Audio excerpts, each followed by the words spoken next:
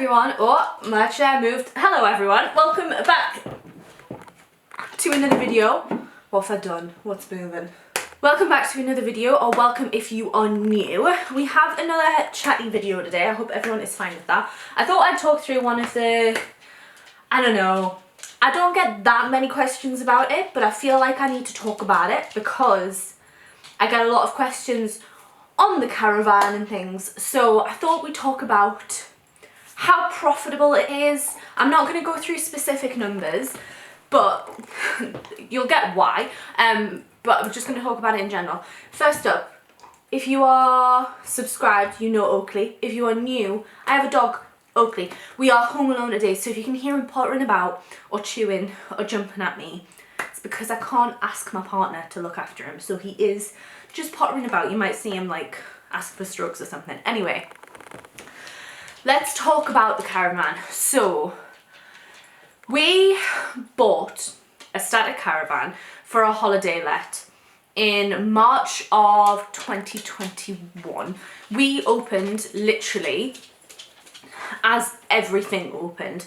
So we bought it in a lockdown, and then when we were allowed to open for people to stay, so when people were allowed to go away with the people they live with in the UK, I think, no, that's incorrect, in England, because everyone had their own rules. That is literally when we opened, and we had our first booking. That's very annoying, hang on. Oakley decided to play with his noisiest toy that he has as I'm filming. He hasn't played with it all morning, but I'm going to try and keep him away from it. Anyway, I can't remember what I was saying, but I think I was saying that we had a booking literally as early as possibly as you could, and we have now been open trading for a year and, well, it'll be 2 years in 4 months' time. So the thing is, in terms of talking about whether it's profitable and whether it is successful, we are in a different position to what people were pre-pandemic, because the pandemic caused things to change, and now we are going through a cost of living crisis. So it's not a usual time, I would say, for a holiday let business. I would say, I'll come on to this, but I would say if you're looking to do it now is not the time. But I'll go into it. So I'm going to have to talk about it in two halves, because it was kind of like the pandemic, well, post-pandemic, made a huge surplus in, let's call them staycations, right, which is what I am. Obviously it might be different if you've got a caravan in a different country, but we are classed as a staycation. So the two halves have been very much a boom, but then a massive, massive fall. So we did know this, we were going into this knowing that there was going to be this boom. Like, we didn't go into this without thinking about it. It was to take advantage of the fact that staycations were going to come up. We wanted to do it anyway, but then when staycations became more of a thing, we were like, this is the time to do it. So the first year was good. It was great. In terms of profit though, it wasn't that great. Actually, you know what? I said I wasn't going to talk specifics, but I'm going to go get the numbers actually, so I can give you a better idea. So hang on. Okay, I have my spreadsheet, so I can talk through. So when we were calculating costs going into this, we estimated that to make a profit, we had to have an occupancy rate of 25%, essentially. So it had to be full. People had to be in it for 25% of the year for us to make any kind of profit, because we have fees. Every month we have a huge amount of fees. I'll come on to this in a bit, but to make a profit it had to be at 25%, okay? The first year, so the year one, we were at 30%. And this is taking into account the big boom of staycations, because like I said, we opened in March. This was like, everyone was staycationing because people couldn't go abroad. People were allowed to start going abroad, I think it was like August time. I think August was when the restaurants were doing that eat for free thing. I can't remember what it was called. So I think we were allowed to go abroad because we had the red, amber and green list. So abroad things were happening, but year one is taking into account a boom in staycationing. So yeah, we'll go on to that in a second. So currently, I haven't actually updated this in a while. I last updated it in September and we are November now. So now, which is from April last year to March. Yeah, sorry, I was getting confused because I wrote 2022. March next year. So the full year, so this is looking in the future as well. We are currently only at 16% occupancy rate. So it's not going great. In terms of profit and things, we technically made a profit in year one, but I'm not, like I said, I'm not going to go into actual money figures.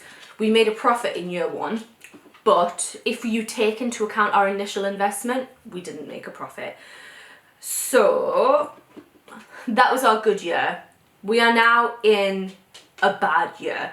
I don't understand where we would normally sit because we haven't owned a caravan in usual times. Like I said, because we've been in such polarizing times, it was literally like a boom, and now we're in a cost of living crisis. And keep in mind as well, we are in the northeast of England.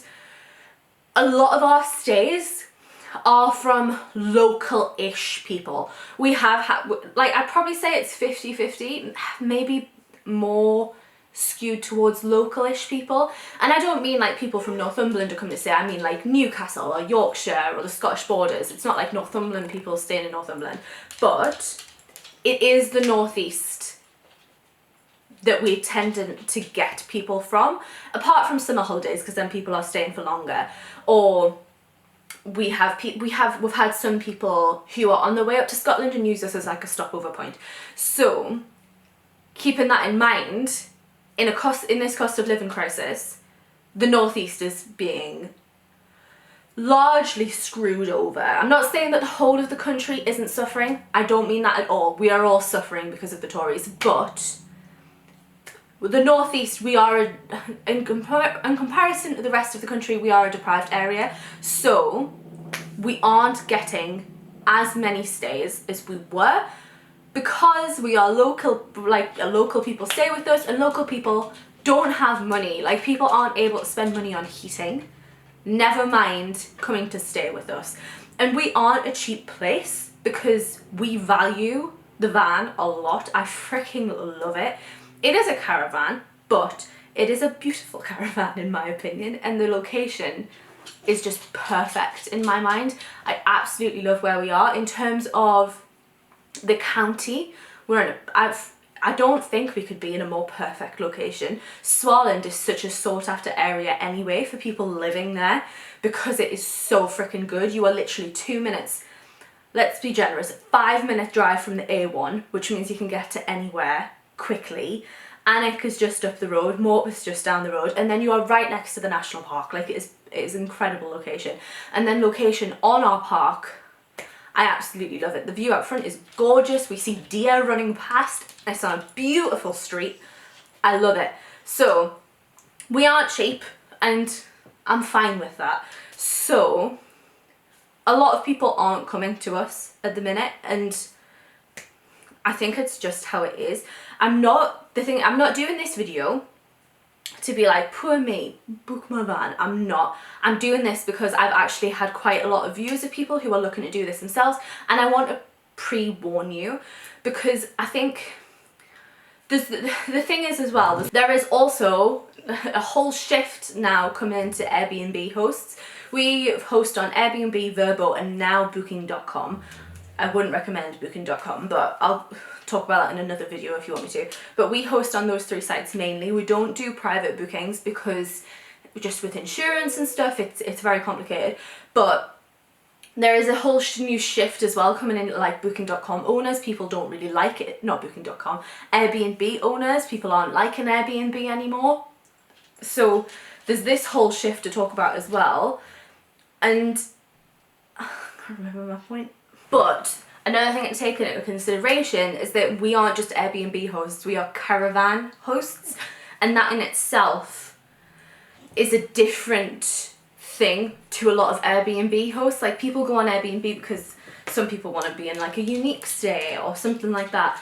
But caravans are a whole different niche, because some people will not even consider staying in a caravan. Before we bought one, Jack wouldn't have. Jack didn't want to buy a caravan because he had this stigma attached to caravans, which I didn't. It was very much like my idea, and then Jack came on board with it because I've grown up staying in caravans and I know how nice they are. Whereas a lot of people do have a stigma attached to caravan and caravan parks. We actually had a guest who booked with us on Airbnb, and when they arrived was not happy it was a caravan.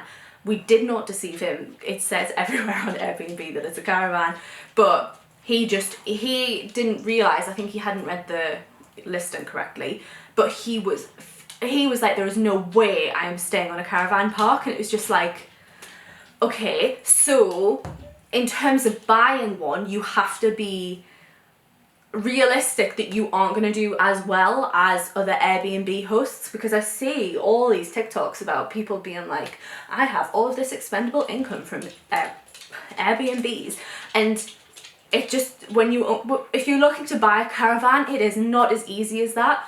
And especially with the niche that you have, because obviously we list on Airbnb and things like that, but there are people who will want to be in a caravan. Like, I would say with confidence that the target market for caravans tends to be older generations, and older generations don't go on Airbnb. So I'm not saying that all of them don't, like, that is not true. We've had many like older people book our van, but a lot of older generations wouldn't book an Airbnb. My grandparents, for example, have stayed in caravans, but they wouldn't go on Airbnb to book one. So there are definitely challenges where it's like specific to caravan owners. This doesn't apply for a lot of Airbnb hosts, because like people who own cottages, it's completely different. There are specific websites for cottages. There are huge amounts of people who want to stay in a cottage, but they might turn their noses up at a caravan. So it is a different market, unfortunately, to just Airbnbs, which it's a shame, because this is a lot more affordable like entry into the letting industry. I would say though, I would argue this is a better way of getting into the holiday let industry. I'm happy to have conversations with people on this, because I am biased in terms of that I do own a holiday let, but I understand that there are a lot of issues coming about with holiday let owners. I understand that there are so many people who can't afford or can find places to live in the towns or cities that they grew up in, and now they can't because people have just bought them for holiday lets. Whereas caravans, it doesn't tend to be the problem, because they're not taking up space in these places that are overpopulated by the holiday lets, and they tend to be in one place. So it's not like you buying that and putting it as a holiday let, you're taking someone's home away. There are so many sites that we looked into where you couldn't buy one and then let it, because they specifically are for people who want to buy it. So I would say this is a better way of doing holiday letting than people who are taking up flats and houses in main cities.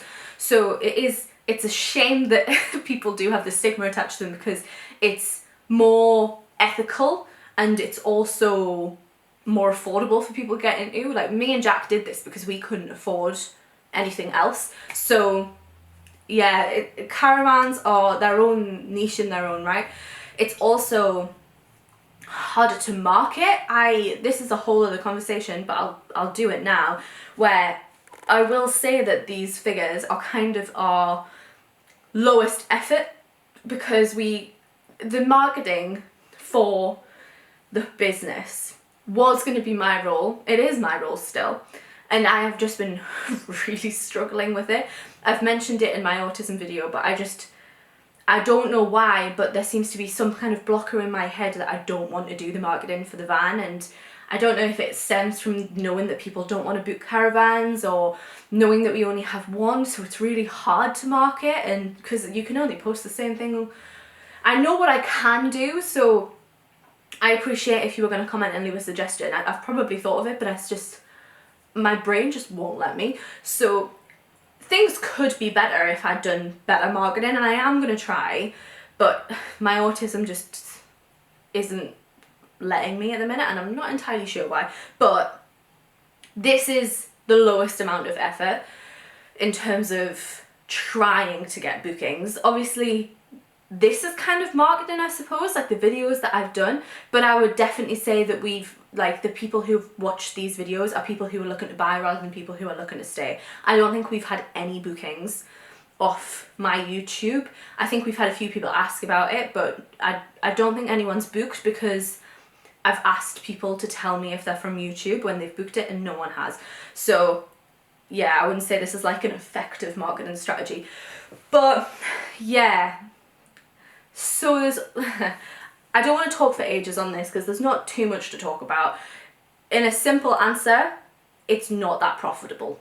It's not, and especially now, like, I feel like if anything, this is only going to get worse for the way that the country is going at the minute, and we aren't sure what to do about that because we still have a lot of fees, and there's nothing we can do to minimize these fees. So I will go through the fees that we have, because there are quite a few. So we have our loan repayment, because obviously we didn't pay in cash for this. We have a loan, so it worked very much like a mortgage. We paid a deposit. I can't remember how much the deposit was. It might have been 10 or 15%. I can't remember how much it was. We paid a deposit, and then we have the loan, and we also put the decking in on the price of the loan. So we're paying off the caravan, the decking, and the interest. So there's the loan repayment. There are utilities. I'm going to leave the biggest one till the end. The utilities, insurance, broadband because we provide Wi-Fi, entertainment because we provide Disney Plus, maintenance, which is like we have to pay for things that get broken and things like that, and I'm not sure what else Jack has put in for maintenance. When we don't pay for a cleaner, I'm looking at like our costs, and we have nothing into the cleaner at the minute because I'm doing all the cleaning.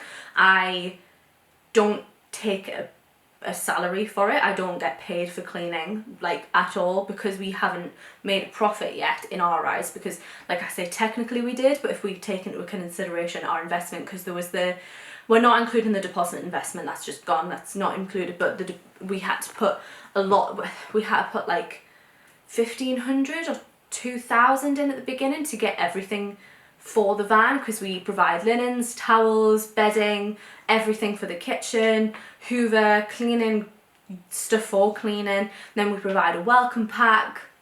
I'm trying to think what the other big costs were. Oh, the garden the decking furniture. So there was a big initial investment. So including that, we didn't make any money. So we haven't made a profit yet. So I haven't took any money. And to be completely upfront, the deposit was mainly Jack. So I'm fine, like I'm working off my debt. So I don't mind not taking money for the cleaning. But one of the main big costs is site fees. So if you don't know caravans or aren't really looking at this and just watching it because you're interested, site fees can be very, very expensive. It is basically a land fee. You're paying the site that you're on for the land that you are using. Our site fees on our site depends on where you are. So if you're on a better part of the site, you pay more. When we came on site, there was only 2 pricings, and we were on the lower one. I think that might have changed now. We are on Percy Wood, if you know or are looking into it, but we're on Percy Wood. I think it's different now. It also, I don't think you can buy caravans and let them out on our site anymore, because there has been a huge amount of problems with water, electricity. There's been so many issues. Anyway, yeah, so site fees are huge. I can't remember how much they are, but you're looking at like the 4 to 5 grand mark a year. We put a monthly thing. We put a monthly sum away, so when we come to pay it, we have it like in a separate pot, because we use anyway. So it is expensive, and with that also comes rules, like you can't I've mentioned this in other videos, but like we can't do certain things. One of the main issues we have at the minute is that we aren't allowed to put any privacy screening up around our decking because the park just doesn't like it. We aren't allowed to have a barbecue, and we aren't allowed to have a lot of lighting. We do understand that one though, because we are in the dark skies part of Northumberland, so like we aren't allowed to put out a massive amount of light because it affects the dark skies, which is fair enough. But the main issues are we aren't allowed to put privacy screening up, and we're not allowed wood, which is really annoying because we don't want to use plastic. But yeah, that's not about profitability and stuff, it's annoying. So you're paying like 4 to 5 grand a year on these site fees, and then they have rules that you just have to listen to. But yeah, we have all of those fees regardless of whether people are in. The only one that really changes with people being in and out are the utilities, because obviously if we don't have anybody in, the heating, well, depending on whether the last person who was in turned everything off, we don't have utilities. But that one is probably one of the lowest. For what we estimate, it's the 3rd highest payment of the things out of the month. So it does go up and down, but it's just, oh, we also have linens to pay for because we don't wash them ourselves. We get someone else to wash them. So that's another thing that might be what's included in maintenance. Anyway, even if we don't get bookings, we still have to pay for this. So this year we're actually worried about making a loss and like going into the negative, and it's really, really scary. So we are in a position where we don't know what we're going to do, and it's awful because we absolutely love that van. We love it. We have had it, well, we tried to get it valuated, but the park wouldn't do it. But from what the sales guy estimation would be is that we wouldn't make our money back on it, so we would be in a loss currently, and that's forgetting about the deposit and stuff as well. So we're not sure what's happening in there as well. If we did decide to sell, we're in a cost of living crisis, so we don't know whether anybody would actually buy it. So we're in a bit of a weird position, and I'm not saying to people don't do it. I'm not. Like I've said, we've put very little effort into marketing. We could be doing more, so I'm not saying that, but this is just our experience of it. I feel like a lot of people see that we own Holiday Let and they're just like, oh, well, they'll be raking it in. We've never took any money from Mountain and Moss. Like, we've not took any, but we have put a lot into it, and we don't think we're going to make a ROI for years. And that was even for not knowing the cost of living crisis was coming up. So please don't think about doing this just because you think it's quick and easy money, because it's not, especially if you're looking to do it all yourself like what we do, because it's a lot of work. Like, I have to be ready to clean the van at a drop of a hat. In August, I'm up there nearly I'm there at least once a week cleaning by myself because Jack's at work. And then if you decide to not do it all yourself and get a cleaner and have someone else market it for you, that takes your cut even lower. Like, if we had a cleaner, we wouldn't have ever even been close to making a profit. So it's not a quick and easy thing to do. We hope it's going to get better. We have put our prices down, so hoping it gets there. But yeah, I just wanted to fill you guys in on everything. I'm not a fan of keeping things secret and like being like, oh well, I want to pretend that everything's going well when it's not. And I don't like as well, because I have these videos up there that I'm leading people into something that's not exactly successful. So yeah, I just wanted to be completely honest. If you have any questions, I'm happy to do more. If you want more specific videos on Mountain and Moss, which is our company name, I'm happy to do that. I just never know which videos to do. I've had quite a few views on the original video where I showed around and talked about why we bought it, but then I'm not sure what other videos to do. So if you have any ideas for videos that you want to see that would be useful, please let me know. And like, even if you just have a question, comment it below, leave the anonymous question link that's in my description box. I'm happy to answer. So yeah, that is going to be it. I hope you enjoyed it. If you did, please make sure to leave it a like and subscribe. If you are new, I'm trying to hit the goal of meeting 2,500 subscribers by the end of the year. If you do want to book Hedge Hope, I will leave the links below to everywhere you can book it. I think the cheapest place for you guys is actually Airbnb, because different places charge different fees and stuff like that. But yeah, I think Airbnb is the best place. Anyway, I'm going to shut up. Thank you for watching, and I shall hopefully see you in another video. Bye.